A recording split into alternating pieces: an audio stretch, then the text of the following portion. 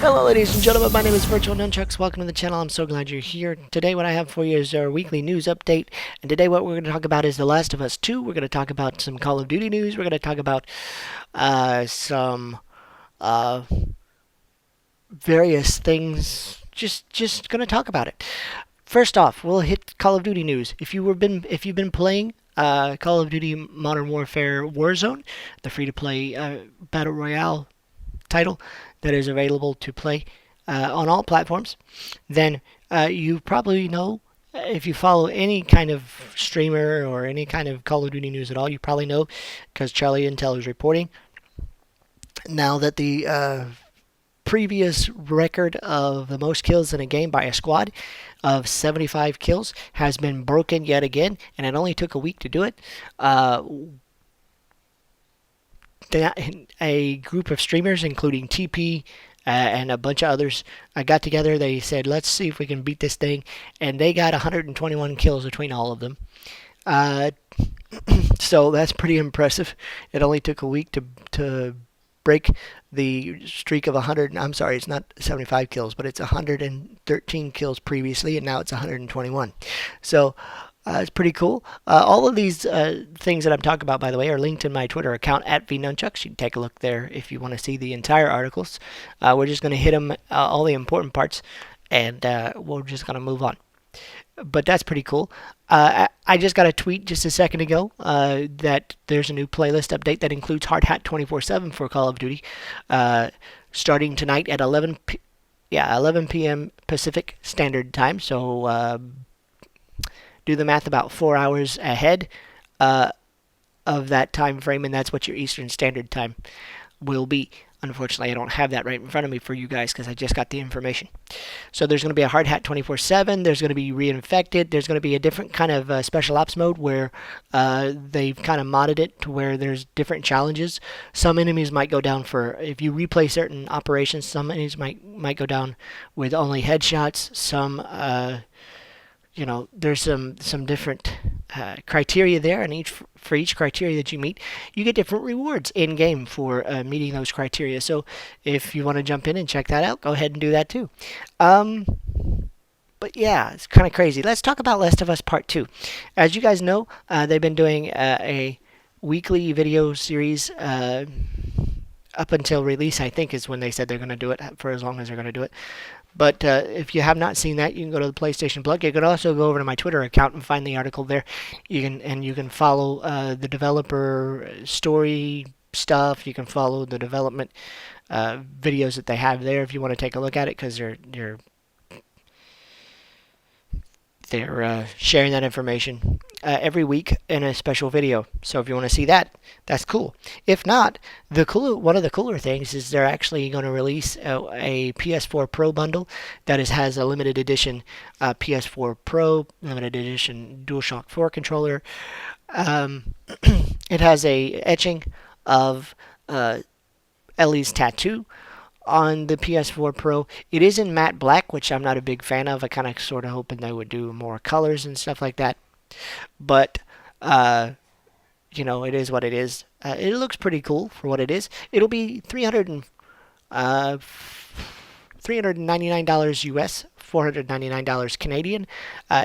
When you get the bundle, okay, it comes obviously with a physical copy of the game, the PS4 Pro, and the DualShock 4 controller, as well as a code for digital content like a dynamic theme for your PS4, as well as some other avatars and things like that. So if that interests you, hop onto your favorite gaming website for your purchases and stuff, Amazon, GameStop, whatever the case may be. Purchase that thing if that's what you're into, and check it out. I think it's cool looking. Also, if you're not into the whole PS4 bundle thing and the PS and the game itself, and you just want to get something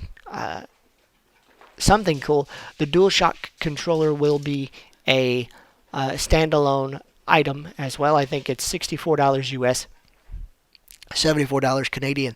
So if you can't splurge for the entire console, then and you want something cool, go for the controller. That's fine. Okay, what else can we talk about? Oh yeah, I don't know if this happened to you guys, but there was a problem with the PSN here in the last couple of days, the last week or so, where if you logged into your digital library and tried to play some games that you may have on your console, like for example Control on your screen, that's a digital copy for me. You couldn't do it. People were going into the PSN and actually looking and finding that their licenses were not available to them, and half of their library, sometimes all of their library, their digital library anyway, was missing. It happened to me, by the way.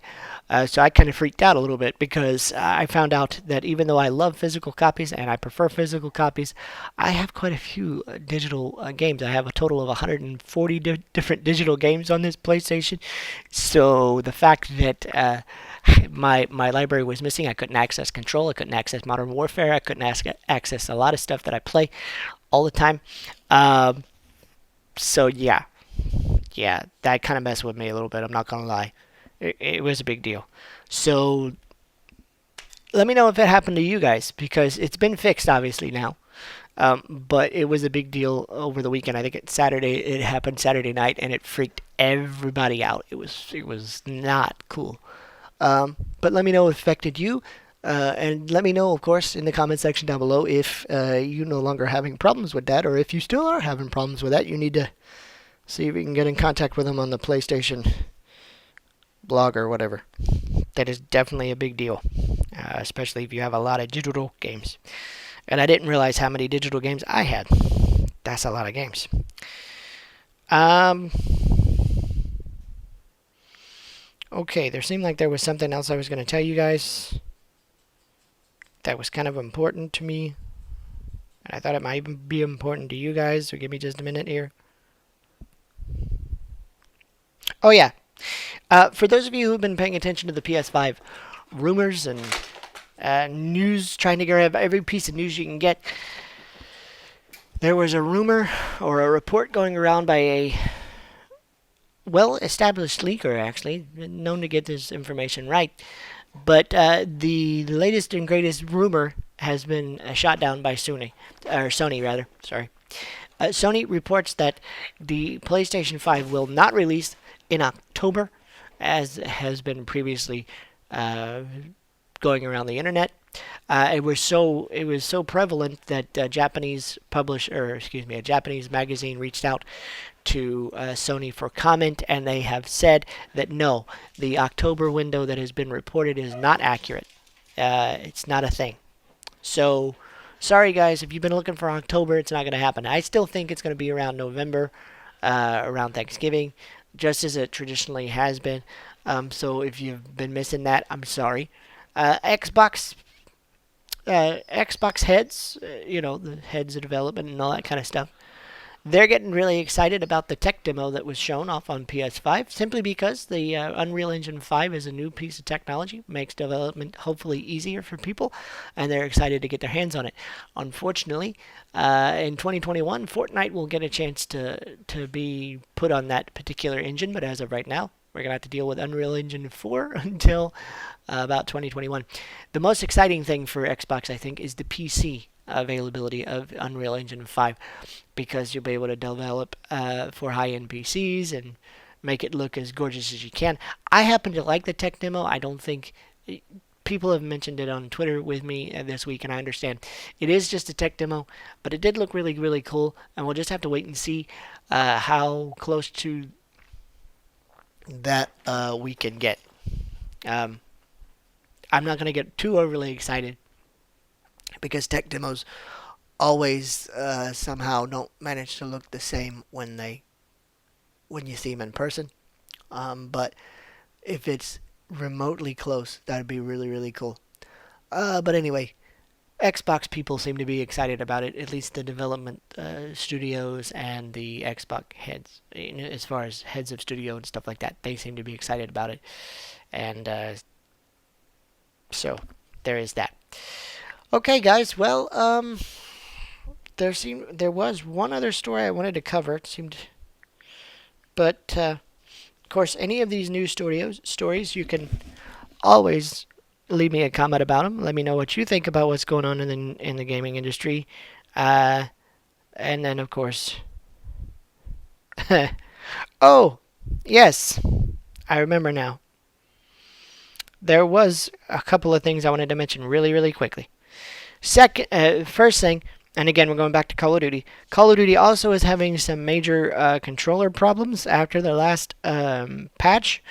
Uh, I haven't played Modern Warfare in a little while, so I haven't noticed this. But I was planning on jumping on there to get some new footage for the hard hat and stuff like that for you guys.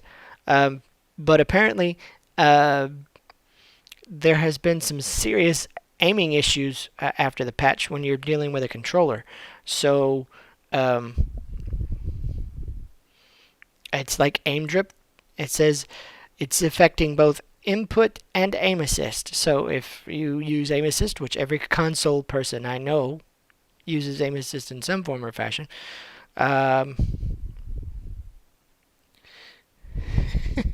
so this is a bad thing.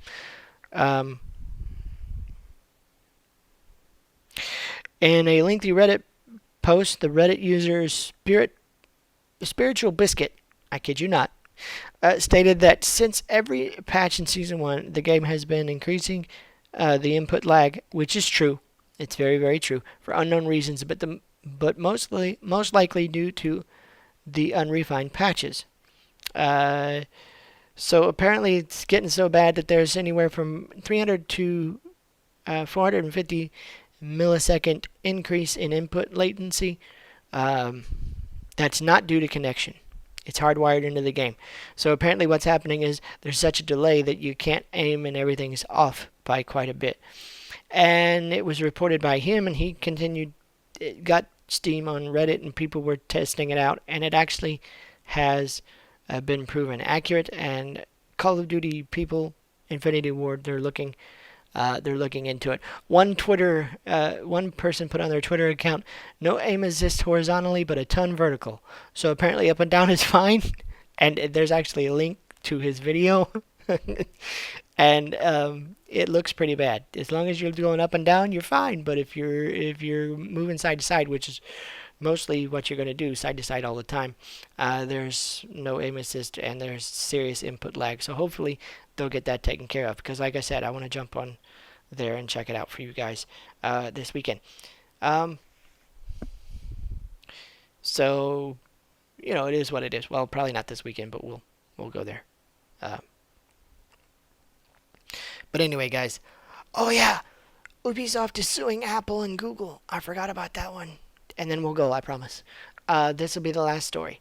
Apparently, Ubisoft is suing Apple and Google for selling Rainbow Six Mobile knockoff. So apparently, Google and Apple have been selling a clone or a unsanctioned lookalike of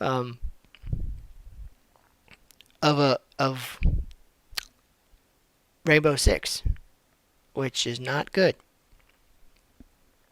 The game in question is Area F2, which was developed by Alibaba.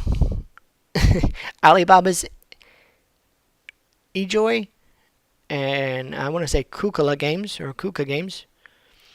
According to Ubisoft, the two teams stole virtually every aspect of Area F2 from Ubisoft Montreal developed Siege.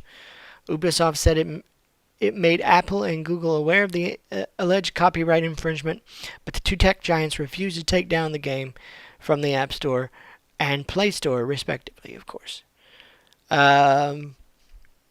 Neither Apple nor Google have publicly commented on the lawsuit, so it's unclear why Ubisoft has chosen to sue the app marketplace and not the Area F2 developers themselves. That is a good question, because normally you go after the person that copyright infringed you and have them take it down that way. But it is what it is. As of right now, this is an ongoing story, of course, and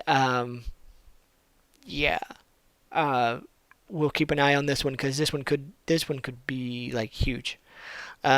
It says it's unclear how many people play Area F2, but Rainbow Six Siege is a particularly popular multiplayer title, including for my son. My son loves it. His friends play it all the time. Uh, Ubisoft notes that the game has more than 55 million registered players, with more than 3 million playing the game every single day. So this is an ongoing story. We'll keep an eye on this one. This could be a big deal for a lot of people. So, yeah. Um, I don't know. It's just something that's you don't see that every day. But apparently, Apple and Google are being sued. Um, anyway, so there's a piece of information, guys. I hope you enjoyed the news updates today. I hope that this video finds you well, and I hope you will consider subscribing. I hope you will consider turning on that notification bell so you're notified whenever content hits the channel. Don't forget that on May 22nd, the Shark RPG Maneater comes out, and I will have it available to me on May 26th because of delivery issues and things like that. So as soon as we get it in our hands, we'll start playing it. We'll have a review for you guys as soon as we're done. And we'll post some content up on the channel for you guys as well, so you guys can take a look at that. In the meantime, though, I'm going to try to finish Control, try to get that done, because this is a pretty cool game. If you haven't played that, you need to. It's pretty weird, but it's also really, really awesome. And it's unique. I'll give it that. So I hope you guys have a great day. We'll see you in the next video. Tomorrow we'll do something fun. I have no idea what, but we'll figure it out. Hope you guys have a great day, and we'll see you soon.